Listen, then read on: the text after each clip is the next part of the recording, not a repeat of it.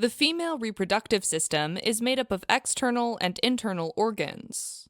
The external organs lie in an area called the vulva, and they include the labia, the clitoris, and the vaginal opening. The internal reproductive organs can be found within the pelvic cavity, and they include the ovaries, which produce the female sex cells called oocytes, as well as sex hormones estrogen and progesterone, the uterine tubes, which carry the fertilized oocyte to the uterine cavity, the uterus, which houses the growing fetus during pregnancy, and the vagina, which is involved both in intercourse and fetal delivery.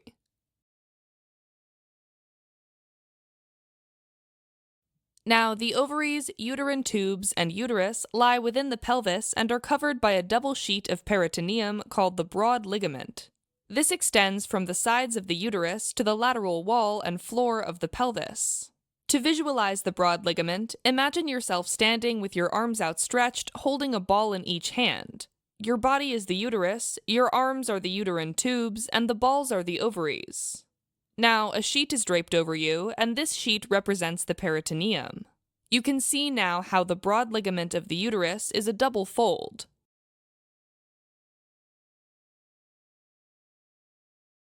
Now, the broad ligament has three mesenteries: the mesovarium, which is associated with the ovaries, the mesosalpinx, which covers the uterine tubes, and mesometrium, which covers the uterus. Let's now look at each of the organs of the female reproductive system, starting with the ovaries. The ovaries are the site of egg production, or oogenesis, and also release progesterone and estrogen during the different phases of the menstrual cycle. The ovaries usually sit near the lateral pelvic wall where the broad ligament attaches and are suspended by a subdivision of the broad ligament called the mesovarium and the suspensory ligament of the ovary, which is a continuation of the mesovarium. The ovarian vessels, nerves, and lymphatics pass through this ligament to enter or exit the superolateral surface of the ovary. Now, the mesovarium does not necessarily cover the ovary. It attaches the anterior portion of the ovary to the broad ligament and is continuous with the outermost layer of the ovary. Medially, between the two layers of the mesovarium, there's a fibrous band called the ligament of the ovary, which travels to the uterus, then continues as the round ligament of the uterus. The ligament of the ovary and the round ligament of the uterus are embryological remnants of a structure known as the gubernaculum. The two gubernacula are embryonic structures that guide the ovaries in their descent from the abdomen to the pelvis. Now, each menstrual cycle, one of the ovaries releases an ovum, sometimes called an egg, into the peritoneal cavity in a process called ovulation. The ovum can't stay there forever or it won't be able to be fertilized, and so it travels through the uterine tubes. The uterine tubes extend laterally from both sides of the horns of the uterus to the peritoneal cavity near the ovaries. These tubes lie inside the upper and anterior parts of the broad ligament called the mesosalpinx. The uterine tubes have two main purposes. They carry the ovum from the peritoneal cavity near the ovaries to the uterine cavity. Second, they form a space for the fusion of egg and sperm, a process called fertilization. Alright, now each uterine tube is divided into 4 parts. Let's start with the most lateral part called the infundibulum. The funnel-shaped infundibulum opens into the peritoneal cavity through an opening called the abdominal ostium. Around this ostium, there are finger-like projections called fimbriae, which cover the surface of the ovaries. These fimbriae receive the ovum after ovulation, and they guide it inside the uterine tubes. The next part is the ampulla, which is where fertilization usually occurs. Next is the isthmus, which is the narrowest part of the tube that ends by joining to the lateral walls of the uterus. Finally, the uterine or intramural part passes through the uterine wall and opens into the uterine cavity through an opening called the uterine ostium. There are 2 main arteries that supply both the ovaries and the uterine tubes. First is the ovarian arteries, which arise from the abdominal aorta and travel inferiorly behind the peritoneum and enter the suspensory ligaments of the ovaries to supply the lateral sides of the ovaries and the uterine tubes. Next are the ascending branches of the uterine arteries, which arise from the internal iliac arteries. These branches ascend on the lateral sides of the uterus, reaching the medial sides of the ovaries and the uterine tubes. Now, both ovarian and ascending uterine arteries terminate by bifurcating into ovarian and tubal branches, and these branches supply the ovaries and the uterine tubes respectively. These branches also anastomose to form a collateral circulation between abdominal and pelvic arteries. Now, veins draining the ovaries meet at the lateral end of the broad ligament to form a network of veins called the pampiniform plexus. This plexus gives rise to the right and left ovarian veins. The right ovarian vein ascends to drain into the inferior vena cava, and the left ovarian vein ascends to drain into the left renal vein. Finally, venous blood from the uterine tubes drains into the ovarian veins and uterine venous plexuses, which lie along the lateral sides of the uterus. Alright, now let's discuss the nerves that supply the ovaries and the uterine tubes. These nerves arise from two plexuses, the ovarian plexus, which descends along the ovarian blood vessels, and the uterovaginal plexus, which accompanies the uterine arteries at the sides of the uterus. Now, the ovaries and the uterine tubes lie above the pelvic pain line, which means their visceral afferent pain fibers travel with the sympathetic fibers of the ovarian plexus and the lumbar splanchnic nerves.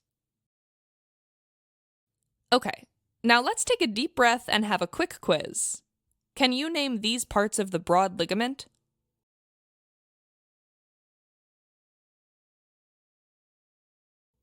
Alright. Now let's look at the uterus, which is a hollow, pear-shaped organ that carries the developing fetus throughout pregnancy.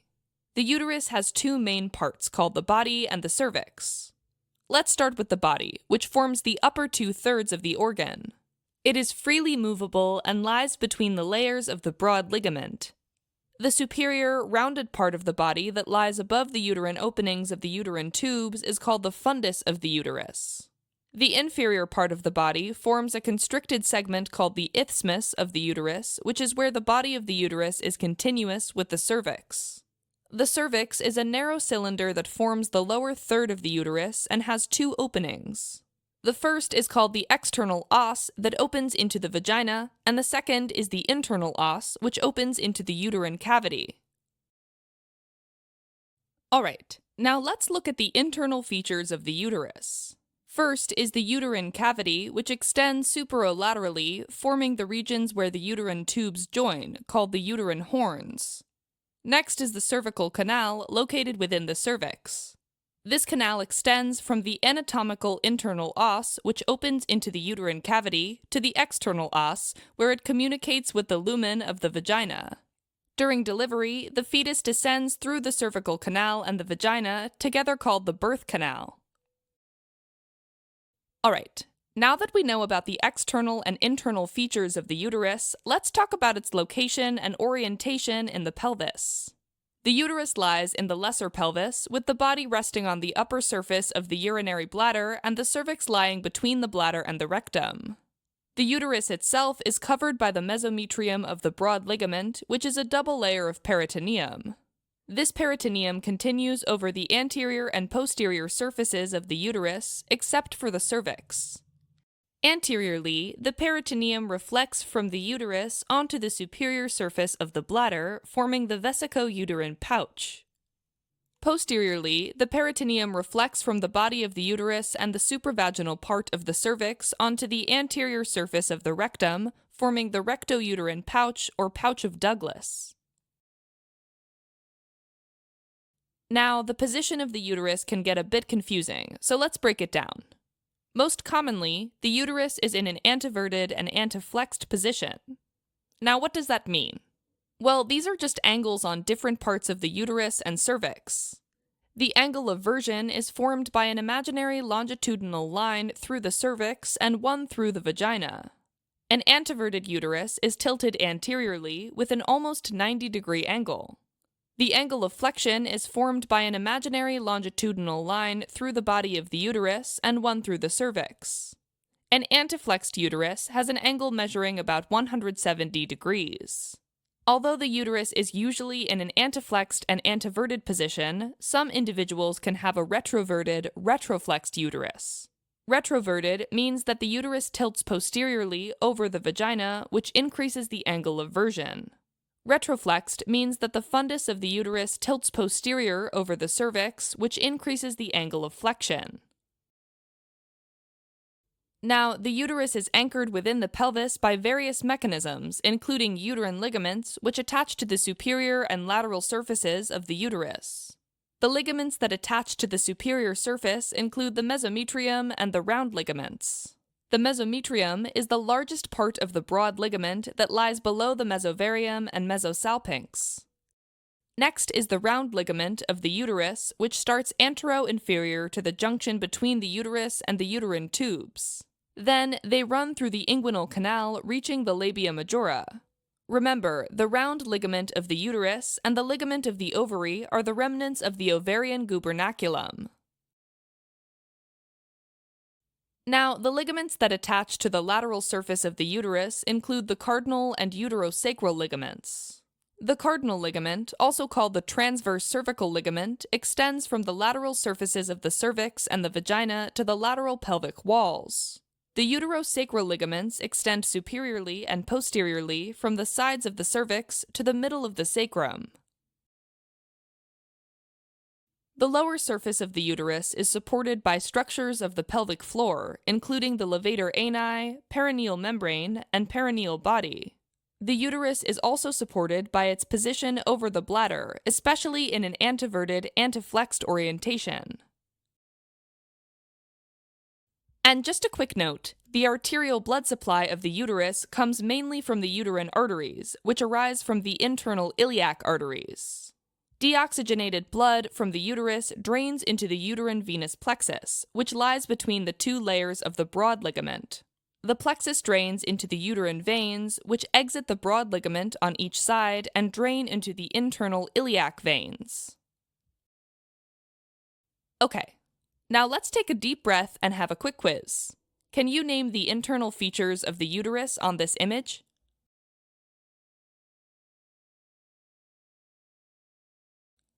Finally, let's discuss the vagina, which is a musculomembranous tube that provides a passage for the menstrual fluid, forms the lower part of the birth canal, and receives the penis and the ejaculate during sexual intercourse. The vagina extends from the cervix to the external opening called the vaginal orifice. This orifice, along with the external urethral orifice and the openings of the great vestibular glands, open into the cleft between the labia minora called the vestibule of the vagina. Now, the upper part of the vagina forms a recess around the cervix called the vaginal fornix. The fornix has 4 parts, 2 lateral parts and an anterior and posterior part. The posterior vaginal fornix is the deepest part and lies directly anterior to the recto-uterine pouch. The vagina lies posterior to the urinary bladder and urethra and anterior to the rectum. Arterial blood supply for the upper part of the vagina is provided by the uterine arteries, while that for the middle and lower parts comes from the vaginal and internal pudendal arteries. Venous blood from the vagina enters a plexus of veins along the sides of the vagina called the vaginal venous plexus, which is drained by the vaginal veins.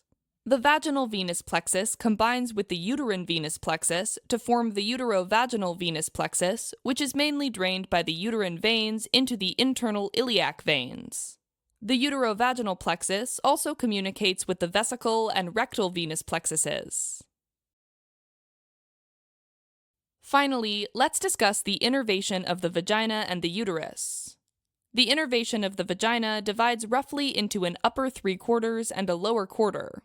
The lower quarter of the vagina is the only portion that receives somatic innervation by a branch of the pudendal nerve, called the deep perineal nerve, making this area sensitive to touch and temperature. The innervation of the upper 3/4 of the vagina, on the other hand, overlaps with the innervation of the uterus.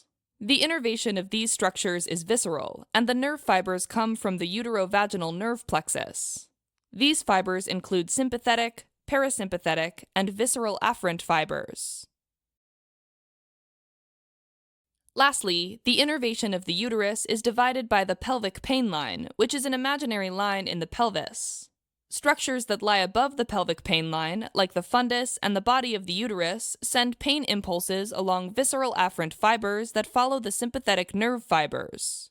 Structures that lie below the pelvic pain line, like the cervix and the vagina, send pain impulses along visceral afferent fibers that follow the parasympathetic nerve fibers. Alright, as a quick recap, the ovaries, uterine tubes, and the uterus are covered by a double sheet of peritoneum called the broad ligament. The broad ligament has three parts: the mesovarium that is associated with the ovaries, the mesosalpinx that covers uterine tubes, and the mesometrium that covers the uterus. The ovaries are the site of egg production and hormone release and are supported by the suspensory ligament that carries the vessels that supply them and the ligament of the ovary. The uterine tubes have four parts: the infundibulum with its fimbriae, the ampulla, the isthmus, and the intramural part. The ovarian artery and the ascending branch of the uterine artery supply the ovaries and the uterine tubes. The pampiniform plexus drains the ovaries and uterine tubes and merges to form a right and left ovarian vein that drains into the inferior vena cava and left renal vein, respectively. The uterus lies in the lesser pelvis, with the body resting on the upper surface of the urinary bladder and the cervix lying between the bladder and the rectum. The ligaments that support the uterus include the broad, round, cardinal, and uterosacral ligaments. The blood supply of the uterus is provided by the uterine arteries, and the veins drain into the internal iliac veins. Lastly, the vagina is a musculomembranous tube that extends from the cervical canal to the vaginal orifice. There are three arteries supplying the vagina: the uterine arteries, which supply the upper part, and the vaginal and internal pudendal arteries, which supply the middle and lower parts. With the exception of the lower 1/4 of the vagina, which is under somatic innervation, the pelvic organs of the female reproductive system are under visceral innervation. The ovaries, uterine tubes, fundus, and body of the uterus lie above the pelvic pain line, and their visceral afferent fibers follow the sympathetic fibers. The cervix and upper 3/4 of the vagina lie below the pelvic pain line, and their afferent fibers follow the parasympathetic fibers.